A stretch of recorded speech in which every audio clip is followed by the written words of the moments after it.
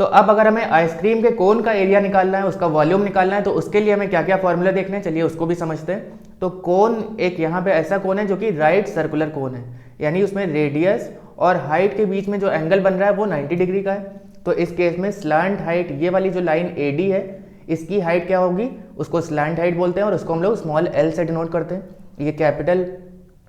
और small h क्या होगी, इस कोन की हाइट, रेडियस होगा स्मॉल r।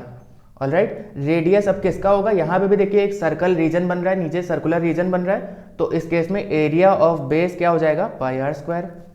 ऑलराइट, तो अब इसमें चलिए फॉर्मूले देखते हैं। यहाँ पे क्योंकि ये राइट सर्कुलर कोन है तो पाइथागोरस थ्योरम लग रही है इस ट्राइंगल ACD में, यानी कि L square is equal to H square plus R square, ये हमें एक रिलेशन मिल गया इस ट्राइंगल का।